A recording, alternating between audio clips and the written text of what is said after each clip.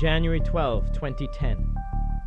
The nation of Haiti was hit by a 7.0 magnitude earthquake.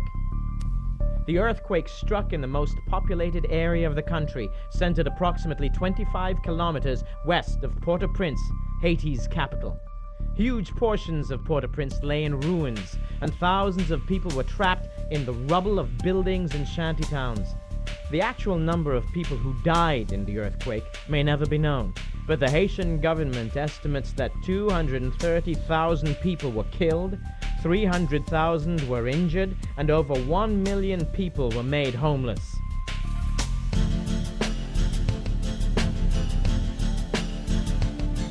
Six months after the quake, Apostle Adesh Nanan of Highways and Hedges World Outreach International led a small multinational team on a week-long outreach to the people of Port-au-Prince, Haiti. I said this many times, what we see in the physical in Haiti, it's a representation of the spiritual. And you're going to hear me saying this all the time because this is exactly what it is. And we are here not only to deal with the physical, but we are dealing with the spiritual also. And God is just doing amazing things.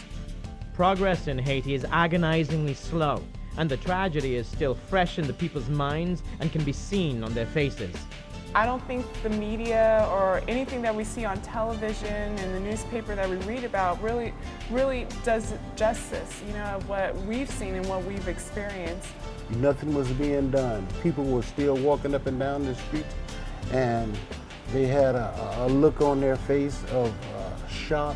Everything looks as though the earthquake happened yesterday, minus the initial people there to help them.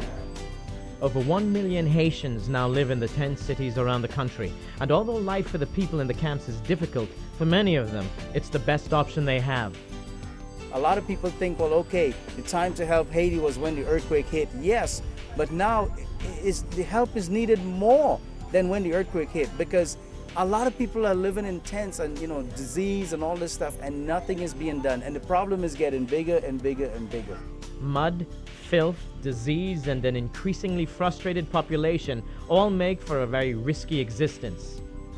After the wind, the people are living in a bad condition because of the mud and the camp, and they also need not only the kind of help that they are providing us, but they are only providing us like hygienical help, like soap and towel for girls and some other stuff, but they also need food. And most of the people need to work because, most of them are young and they are seeking for a job. They can't find anything. If they could find a job, they would be able to help themselves, not just to wait for the help that the organization can provide us. Haiti is one of the poorest and least developed countries in the world, and one of the tragedies is that the level of poverty before the earthquake was so great that even the most basic help given to the people in the camps now is more than they had before. The physical needs of the Haitian people are enormous. There is an urgent shortage of drinking water in areas affected by the disaster. Food is in short supply, and basic medical supplies are severely lacking. The Highways and Hedges team brought bottled water from the Dominican Republic, as well as food supplies for distribution to Haitian communities. Working alongside volunteers, they were able to put together 450 bags of food, as well as to distribute 6,000 bottles of purified water. The team was also able to make a donation of medical supplies to the local clinic to assist with the medical needs in the community. However, the primary goal of the team was to help meet the spiritual needs of the people there. We were able to spread the word, spread the gospel to God's people of Haiti, and really encourage them and give them a sense of hope and just love on them. What really shocked me, what I was surprised and I was blessed, is to see that the people is willing to accept Jesus, and the people is willing to know about God in ways that they weren't in the past. I believe that through us, God just ministered His love and gave them a new sense of hope. Apostle Adesh Nanan and his team ministered the gospel in Port-au-Prince. The church building was damaged in the quake, but not the faith of the congregation.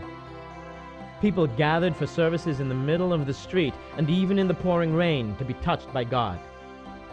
But it's you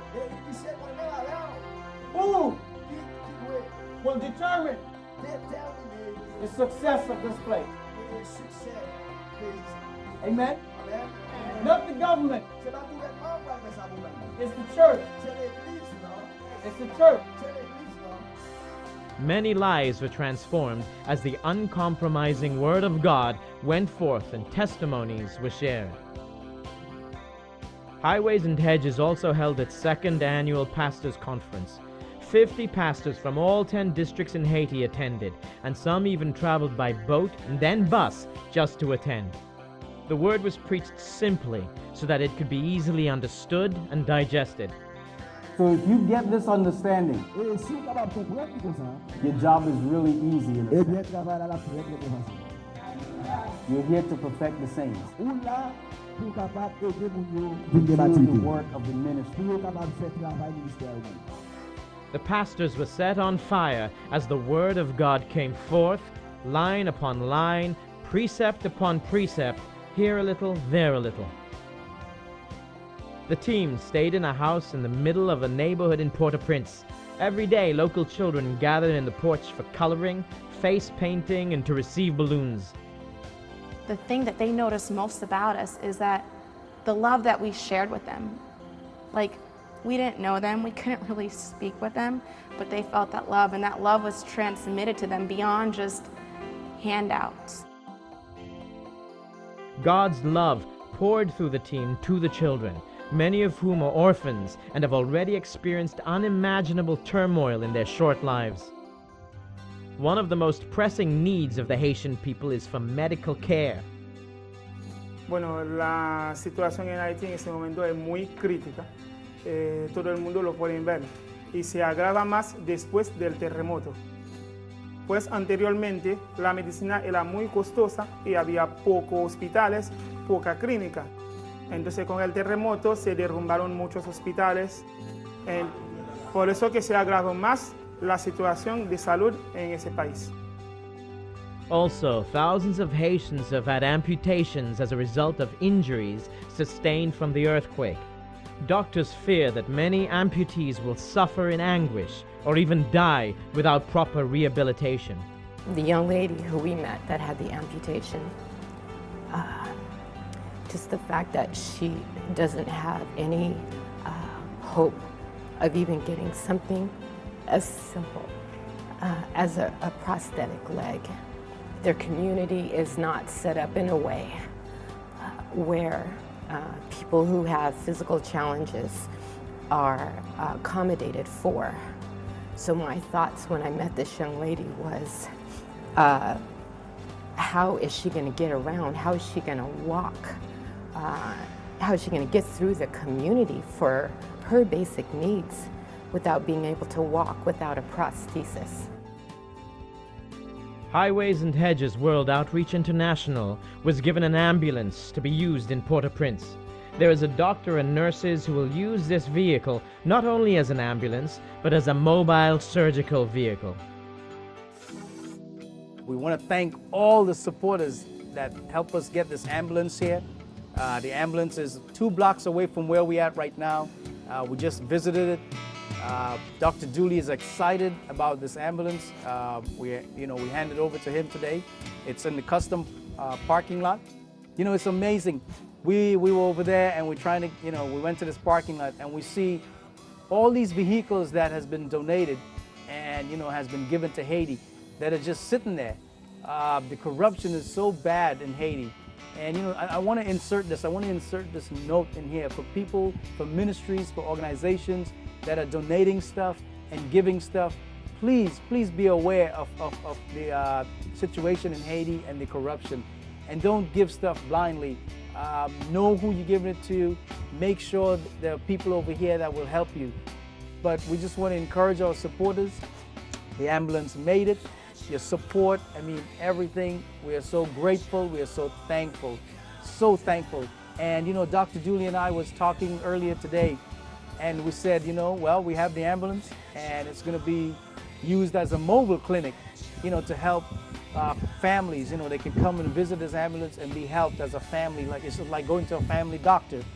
And, we'll Dr. Dooley is going to go into the communities and set up in these tent cities, because there's nothing in these tent cities. There's just disease, there's no running water, there's no electricity.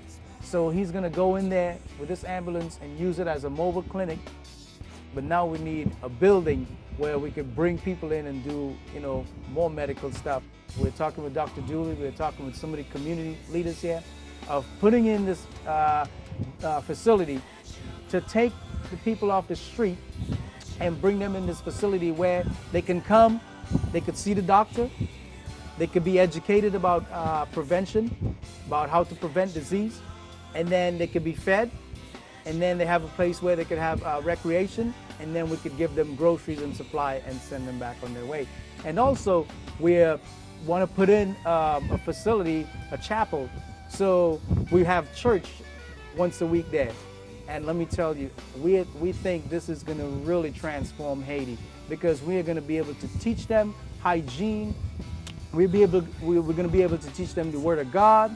We're going to be able to check them out physically, spiritually. I mean, this is just amazing. We are excited about this vision, about what, this dream. And let me tell you, we're excited about you supporting. We're excited about you continue to support us. Not just support us, financially or physically, but most of all, please, we're asking everyone to please, everyone can pray. Not everyone might be able to give financially, but we know everyone can pray. And your prayer is much needed and always needed. Again, thank you, and keep watching, keep listening, keep looking at your emails, because you're going to get, a lot of updates from us. You're going to continue to get the newsletters. You're going to continue to see, check your email, because, we're going to start sending out our newsletters on the update from Dr. Dooley and what he's doing with the ambulance. So we're just excited, and we just want to keep you in the loop at all times. God bless you, and thank you again.